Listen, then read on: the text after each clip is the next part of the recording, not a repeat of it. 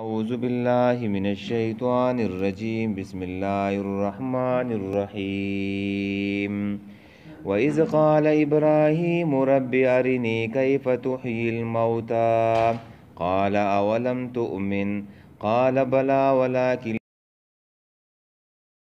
قال فخذ أربعة من الطير فسرهن إليك ثم اجعل على كل جبل منهن جزءا ثم ادعوهن يأتينك سعيا واعلم أن الله عزيز حكيم. دا سورة البقرة ده او آیات نمبر ده 260. وإذ قال او کله چې وویل ابراهیم علیہ السلام ربی اربا ارینی وخای ماتا کیف تحیی الموتا چې سرنګ ته ژوندي کوي مړي. قال الله ویل اولم تؤمن آیت ایمان نه لري. قال ویل ابراهیم علیہ السلام بلا ولینا ایمان لرمه ولکن لیطمئن قلبی لیکن د دې دپاره چې مضبوط شي زړه زما دا ایمان مې زیات شي. قال الله ورته وویل فخذ ونیسه اربعة څلور من الطیر د مارغانو نه فسرهن الیکا د ځان سره عادت کا او بیا یې حلال کا نا لپس پکې پټ پروت دی بیا یې ذبح کا ثم جعل بیا وګرځوه بیا کېدوه علا کل جبلین په هر یو غر باندې منهن د هغې نه جزءا څه حصه ثم ادعوهن بیا آواز وکړه هغې ته یاتینک سعیا راځي به تا ته په منډه وعلم پوه شه ان الله چې بېشکه الله پاک عزیز زورور دی حکیم حکمتونو واله دی. د دې آیات د مخکې سره مناسبت او ربط دا دی چې کم کسان د الله دوستان دي الله ولی الذین آمنوا یخرجهم من الظلمات الی النور. نو الله تعالی هغه د تیارو نه چې دی نو ساتي د تیارو نه ساتي او دا رڼا نه ده دا وله چې دی نو نور هم چې دی نو زیاته یو. نو مخکې واقعه د عزیر علیه السلام وه او اوس دا واقعه چې ذکر کیږي نو دا د ابراهیم علیه السلام ده. نو دا د الله تعالی دوستان دي او رڼا طرف ته بوزي او چې کومه د شیطانانو ملګري دي نو هغه په تیارو هغه الله تعالی نه بچ کيو هغه الله تعالی په تیارو کې چې نو پاتې کيو. لکه نمرود هغه اصحاب الغی والو نو هغه په تیارو کې چې نو پاتې شو د شیطان ملګری و.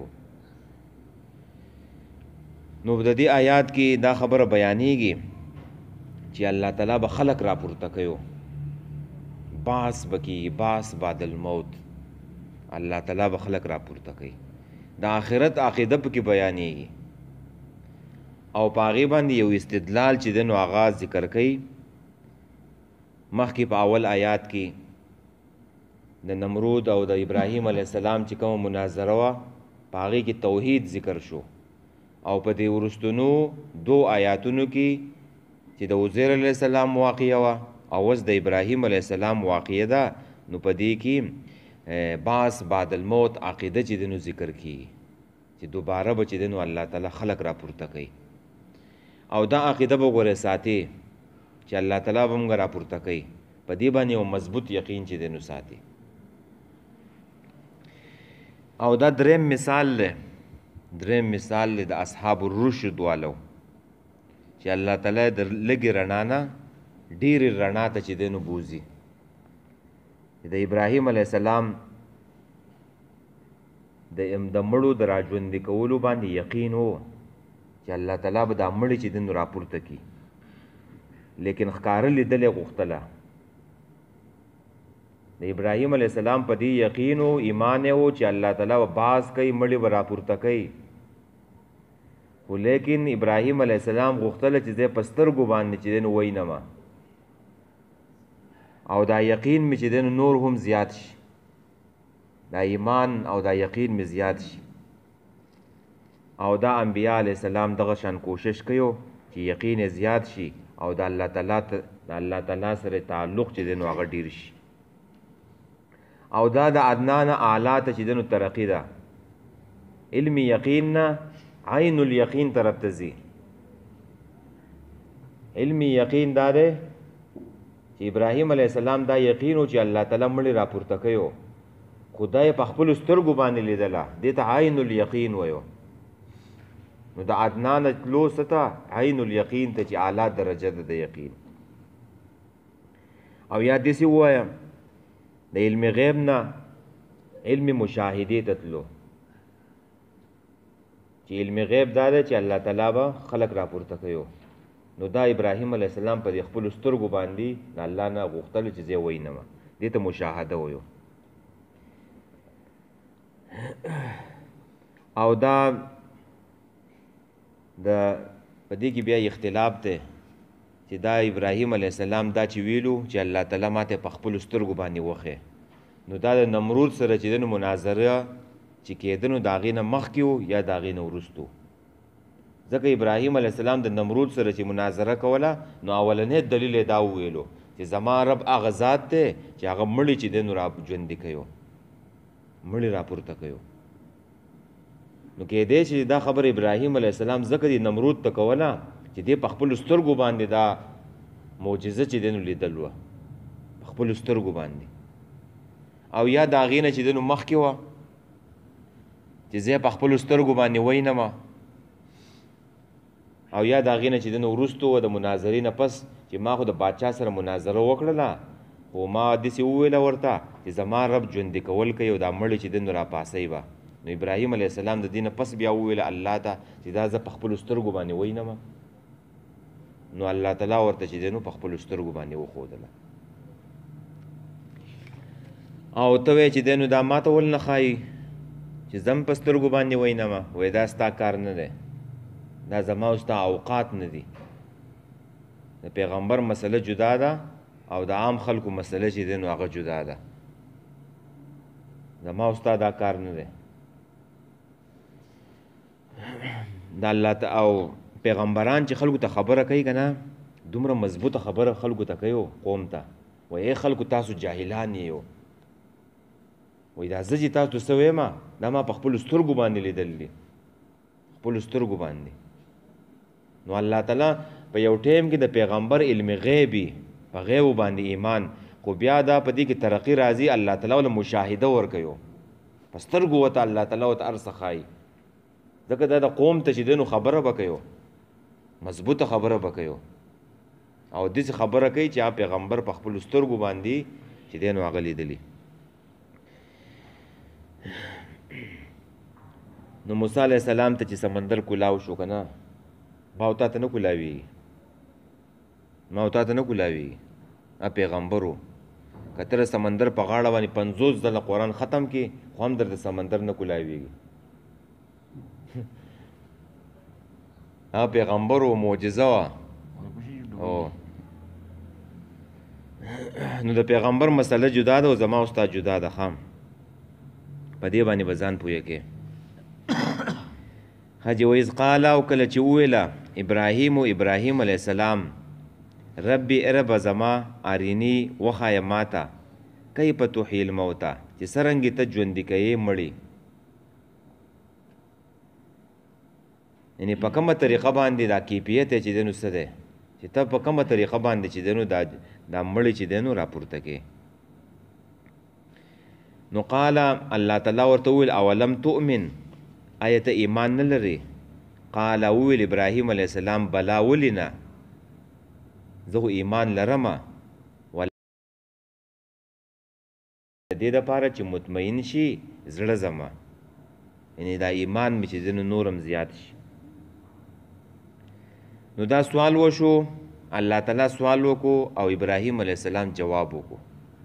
وی ولې الله تعالی ته پته نه وه چې د ابراهیم علیه السلام ایمان شته او که نشته، نو دا تپوس ته بیا ولې کوي؟ الله تعالی ته خو پته ده د هر چا د زړونو نه خبر دی. نو نو دا تپوس دې ولیکئ بیا وایي دا د دې دپاره چې سبا خلک ونه ویو چې ابراهیم علیه السلام بعث بعد الموت چې دی نو هغه نه منودلو دا جواب الله تعالی دا سوال ته الله تعالی وکړو جواب یې وکړو نو خبره ختمه کړله کم وهم چې پیدا کېدو نو هغه وهم چې دی نو هغه دپه شو او نه ابراهیم علیه السلام ګوره شک کړی دی ښه بعضې خلکو پکې ویلي و ابراهیم علیه السلام ته شک راغلی و لکه څنګه چې ما او تا ته چې دی نو شک راځي نو دا خبره ټیک نه ده پیغمبران شک نه کوي خدا ولې ویلو و چې زه دا مشاهده وکم په دې خپلو سترګو باندې وینم او زړه مې چې دی نو مطمئن شي دا ایمان مې نورم زیات شي قال الله ورته وویل فخذ ونیسه اربعة من الطیر څلور د مارغانو نه څلور مارغان چې دی نو هغه راونیسه فسرهن نو عادت یې کړی ځان سره دا مارغان څه نو دا معلومول ضروري نه دي چې مارغان او مرغۍ چې دی نو هغه څه وي الله یې نومونه نه دي ښودلي نو زما او ستا څه کار دی چې ما ورته هغه معلوموو نومونه الله تعالی د هغې نه دي ښودلي مقصد په دې مارغانو کې نه دی مقصد په دې کې دی چې الله تعالی به دا خلک څنګه راپورته کوي خو امام مجاهد چې دی نو هغه ویلي چې دا یو طاووس و طاووس پېژنې که نه مور چې ورته وایي طاووس او دویم چې دی نو هغه دیګ دی دیګ بانګي ته ویو او دریم چې دی نو په هغې کې حمامه ده کوتره او څلورم په هغې کې چې دی نو غراب دی کارغه دی دا څلور مارغان ونیسه او بیا علما ویلي دي شیخ عبدالسلام احسن الکلام کی شیخ امین الله ویلی دي چې په دې څلور مارغانو کې یو څلور بد صفات دي په دې هر مارغه کې دننه یو بد صفت دی نو که دا بد صفت انسان د ځان نه وکاږي نو د دې انسان به الله تعالی چې دی نو دا یقین او دا ایمان به نورم زیات کی په کارغه کې څه صفت دی په کارغه کې دا بد صفت دی چې کارغه حارس مردار خوري هرس پکې نو انسان به د ځان نه دا هرس صفت چې دی نو دا به وکاږي دویم بانګي دی نو په بانګي کې بد صفت د شهوت دی نو انسان به دا بد صفت د ځان نه چې دی نو وکاږي چې په خواهشاتو پسې په شهواتو پسې ورپسې شي انسان د دې نه به ځان بچ کيو او بل چې کم حمامه ده کوتره نو په کوتره کې بد صفت چې نو غفلت و چې سړی غافل شي نو انسان به د ځان نه دا بد صفت درې کوي د غفلت ته د الله نه د قرآن نه د مانځه نه د دې نه به نه غافله کېږي د الله د ذکر نه د الله د یاد نه د قرآن نه نن څومره غفلت روان دی 24 غنټې تېرې شي زموږ د قرآن سره ملاقات چې دی نو هغه ونه شي په 24 غنټو کې به خامخا د قرآن سره ملاقات چې دی نو دا به کې په دې باندې الله ته سړی نږدې کېږي په قرآن باندې ومن اعرض عن ذکري فإن له معیشة ضنکا ونحشره یوم القیامة اعما الله فرمایي وایي څوک چې زما د ذکر نه چې دی نو مخ واړی و نو وایي زه به ولې دا ژوند چې دی نو تنګ کمه تنګ و په سختو کې به یې ور واچوم او په قیامت کې به یې ړوند راپاڅوم چې دې ته ذکر راغلی و قرآن او دې قرآن نه ویلو دې د هغې نه چې دی نو مخ اړیلی و د دې سره ټایم نه و چې دې قرآن راغستی وی یوه پاڼه یو رکو تلاوت یې چې دی نو هغه کړی وی په 24 غنټو کې به خامخا قرآن راخلو په کور کې به هم قرآن وایو نن سبا خلکو بل سره ټایم زیات ورکړی دی موبایل دی فیسبوک دی دا د غفلت شی نه دي ښه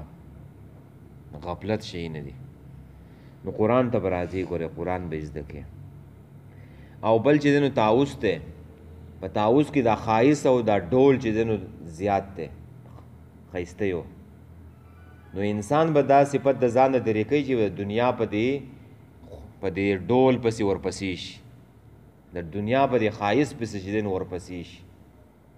دنیا ګوره پانی ده، دا به یاد ساتي، دا د چا نه خپلېږي. آخرت چې دی نو خپل مقصد وګرځوه نو الله به د دنیا هم چې دی نو هغه هم درله درکړي. او چې په دنیا ورپسې شوې نو دنیا به دله هم په لاس در نه شي، او آخرت چې دی نو هغه هم دنه پاتې شو. بس ساده ژوند چې دی نو هغه تېرول پکاري، او خپل مقصد سره چې دی نو کار ساتل پکاري، چې په دې باندې به خپل مقصد ته ځان رسو په دې دنیا باندې، چېرته آخرت ته. دا خلک دې روان دی، مونږ به هم تې ځو، نور خلک به چې دی نو راځي به. نو دا څلور کارونه په دې څلور مرغو کې دننه دي. نو چې چا دا ځان نه درې کړله نو الله پاک به دا ایمان زیات کی، دا یقین به ولله چې دی نو هم زیات کی. ښه جي. نو پسورهن نو عادت یې که د ځان سره، ځان چې ته ښه وپېژنې دا مارغان، د ځان سره ښه عادت که. او د دې نه پس دلته بله لفظ پټ پروت دی چې ثم قطعهن، بیا یې چې دی نو قطع که، ذبح یې که دا مارغان، دا کټ که. هغه لفظ پټ پروت دی. که ته پکې هغه پټ لفظ نه راوباسې که نه نو ځان سره عادت کا. او ثم جعل علی کل جبل، او بیا کېدو په هر یو غر باندې منهن جزءا، د دې نه څه حصه. نو څه مقصد شو؟ یاتینک، او ثم دوهن یاتینک سعیا، او بیا ورته آواز وکړه ته د په منډه راځي. نو په دې کې مقصد حاصل نه شو، هغه مړ مارغان خو پکې بیا را ژوندي نه شو. دلته دا یو لفظ پټ پروت دی. ښه، فسرهن الیک، د ځان سره اموخته کا، د ځان سره عادت کا. او ثم قطعهن، بیا کټ کا، حلال کا، او بیا میده کا سمې چخنی کا، قیمت جوړه کا، ګډ وډې کا، دا غوښې ګډې وډې کا. نو چې دا دې وکړه نو ثم جعل، بیا کېدوه علی کل جبلین، په هر یو غر باندې. کم طرف ته څلور طرف ته غرونه دي نو څه حصه چې دی نو منهن، د دغې نه جزءا څه حصه کېدوه په دې غرونو باندې. او ثم دوهن، بیا آواز وکړه هغوی ته یاتینک سعیا، نو راځي به تا ته په منډه. هغه سرونه له ځان سره ونیسه او دا غوښې ویسه په دې مختلفو غرونو باندې کېدوه. بیا ورته آواز وکړه. نو ابراهیم علیه السلام ورته آواز وکړو او دا غوښې اول قیمه کړ وې، ګډې وډې کړی وې. او بیا چې دی نو ابراهیم علیه السلام ورته آواز وکړو نو هغه غوښې چې دی نو را روانې شوې، خپلې حصې چې دی نو هغه یو ځای کېدې او سر سره چې دی نو هغه غوښې ملاو شوې او قارغان چې دی نو را ژوندي شو. نو دا ابراهیم علیه السلام په خپلو سترګو باندې دا مشاهده ولیدله. نو څه مقصد شو پکې؟ مقصد پکې دا شو چې الله تعالی به دا مړی چې دی دا به دغه شانته کې راپورته کړي.